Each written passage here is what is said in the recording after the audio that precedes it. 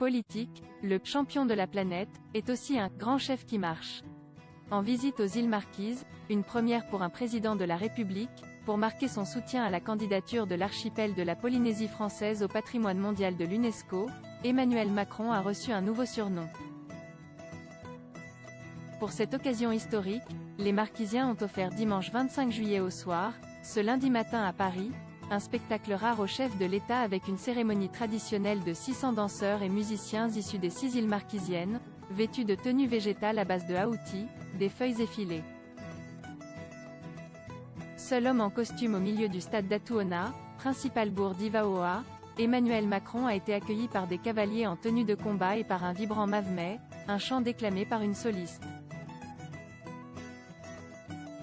Notre part d'identité française est voulue et assumée, nous sommes marquisiens, polynésiens, français, et nous en sommes fiers, Monsieur le Président, a déclaré la maire de Ivaoa, Joëlle Frébault avant de baptiser le chef de l'État d'un nom marquisien, comme vous pouvez le voir ci-dessous, Te Akaikita Aoa, soit « le grand chef qui marche et qui va loin ». La suite après cette publicité, Emmanuel Macron a été ensuite acclamé pour avoir commencé son discours en saluant, par quelques mots en marquisien, chaque île de l'archipel. Notre trésor, c'est cette nature et cette culture, alors je me battrai à vos côtés pour que nous puissions classer à l'UNESCO les Marquises, a-t-il annoncé. Il appuie ainsi l'initiative des autorités locales qui se sont lancées depuis plusieurs années dans la longue procédure pour obtenir le label UNESCO. Plume d'oiseau et UNESCO, elles défendent la valeur universelle exceptionnelle du « Bien île Marquise », qui comprend 9 sites sur les principales îles de l'archipel, avec une inscription « mixte » combinant « nature et culture ».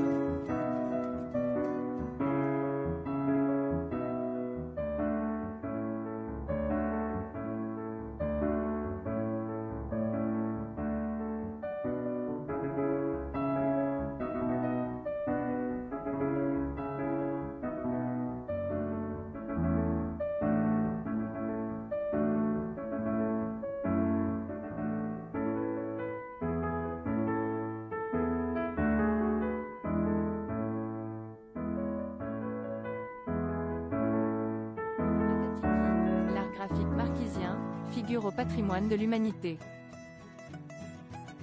La suite après cette publicité, cette inscription est une démarche pour toute l'Océanie, parce qu'il faut dire au monde que certes, nous sommes des petits bouts de cailloux dans le Pacifique, mais que nous avons des richesses qui méritent d'être inscrites au patrimoine mondial, a précisé dimanche le ministre de la Culture du gouvernement polynésien, Eremoana Mahamaatuaya Utapu.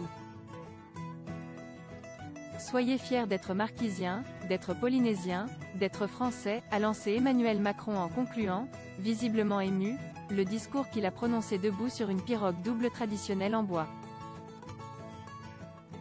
Vous m'avez offert dans une boîte faite de votre artisanat, les plumes de chacun des oiseaux de vos îles, et j'y ai enfermé une part de vos chants, de vos danses et de vos sourires, et je les emporte avec moi contre mon cœur, a-t-il assuré aux habitants.